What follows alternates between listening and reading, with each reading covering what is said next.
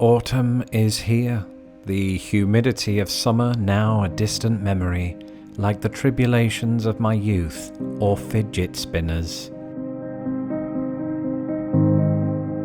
I love autumns in the Midwest. It's a time when Americans come together to enjoy pumpkins, quaff apple cider, and overdo it on the flannel shirts. But when I first moved to the United States from England, my view of Midwestern autumn was quite different. You want to know why? Here's Lawrence from 2008 to tell you why.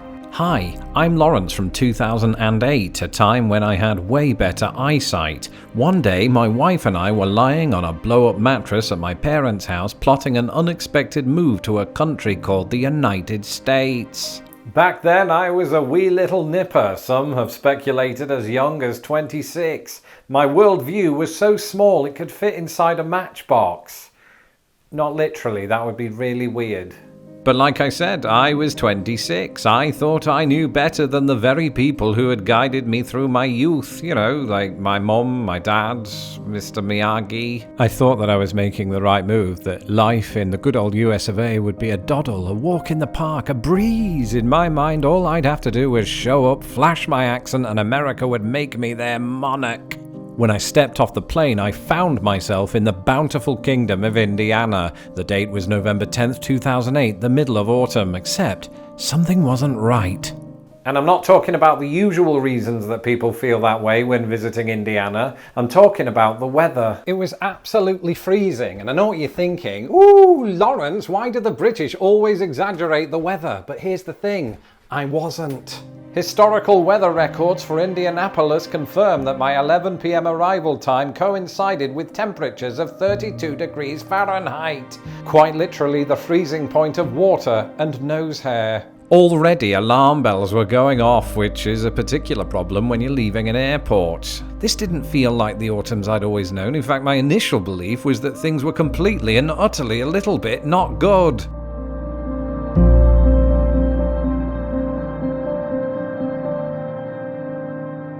Not 9 hours earlier, I'd been in London, where average November temperatures are typically 17 degrees warmer than those of my current predicament. It's often said that first impressions are everything. For a couple of years afterwards, I clung to the false notion that the Midwest didn't even have an autumn, that it cruelly transitioned from summer to winter, bringing November temperatures that aren't entirely fit for humans. But it turns out there were two glaring problems with this assessment. Firstly, the date of my arrival had simply seen an anomaly, with average November temperatures relatively on par with my hometown of Grimsby. Secondly, Indiana's actual winters make 32 degrees seem like a fortnight in Cancun, but that's another story. And so a few years later, I woke up one morning and went a bit heavy on the exposition. Right, so given that the Midwest doesn't not have autumns, I suppose that I, the chief protagonist of this story, have just realised that the Midwest does in fact have autumns. What are you looking at? Fine, but as the years rolled on, like this toilet paper falling down steps for some reason, I noticed something. Americans didn't just experience autumn, some made it their entire personality. They willingly consumed something by the name of pumpkin-laced souffle. Pumpkin spice latte? Same thing. Their homes became temporary showcases for the colour orange, largely so that their Instagram feeds could do the same. And real champions of autumn all had one thing in common. They all had doormats bearing the words "Happy Fall, y'all." As an English person, the sight of Americans worshipping at the altar of autumn was jarring at first. For me, the season had always been about moaning about damp leaves or burning effigies down at the beach, or sometimes both at the same time. But then I remembered something, a challenge I'd laid down to myself while I myself laid down on that mattress. When you move there, try to embrace everything that life throws at you, except raccoons. One day after leaving work, I decided to walk home via Lincoln Park rather than catching the L. I wanted to be by myself and shut out the world for a bit, so I put on my headphones and listened to something relaxing, like BBC Sounds number 24, for example. As the crisp autumn air filled my lungs, I became entranced by the sight of a single leaf slowly falling to the ground. As it reached its destination, I realised it was one of thousands. The colour palette leaned heavily into green and orange, like the Irish flag or the head of an Oompa Loompa.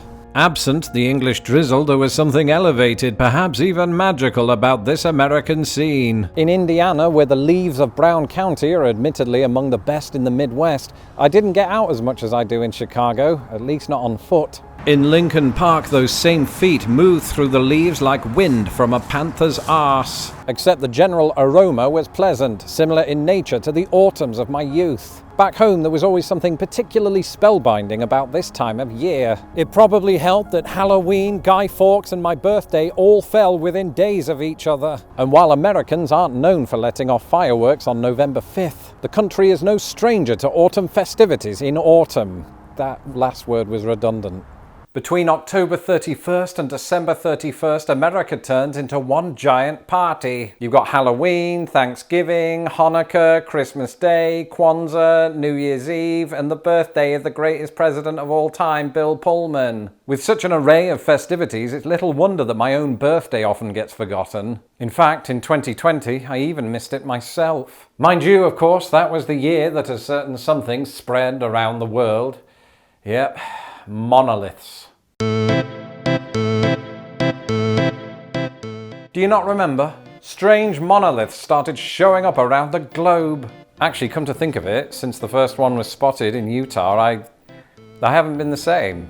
It's like I've become this entirely different person, right? Always asking myself, am I really here? Do I actually exist? What exactly are hands? No, my dear Lawrence, it wasn't the monoliths that did that. That was just some art students mucking about. The spell was cast on you by somebody else entirely.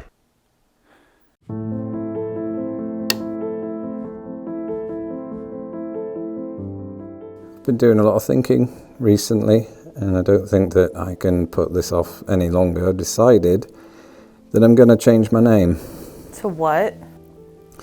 To Paul Pumpkin Cheeks. Now, I do realise that this might come as a shock to my audience, who will nonetheless appreciate the improvements to my face. But please reserve your judgment until the end, by which time I'll be gone and Lawrence will return. For now, I'm the embodiment, if you will, of autumn, at least in the eyes of this daft pillock. Basically, the backstory here is that Lawrence accidentally took a sip of pumpkin fried soufflé. Pumpkin spice latte? And he instantly turned into Paul Pumpkin Cheeks. Now, while this might sound like his accent's changed, what do I do? Now, while this might sound like it were premeditated by somebody close to Lawrence, it did give the YouTube sensation the final jolt that he needed to finally embrace autumns in the Midwest. What I'm saying is it was premeditated by his wife. The face comes and goes, almost literally at the minute. My journey from autumn denier to literal fall guy has been long, arduous, and fraught with cinnamon. But on reflection, when you take into account the oppressive humidity of the Midwestern summer, not to mention the cruel freeze of its wintry sister, fall represents something of a middle child, which is probably why I neglected it for so long. And just like the monoliths of 2020, the season completely disappears before you can say, "Open the pod bay door."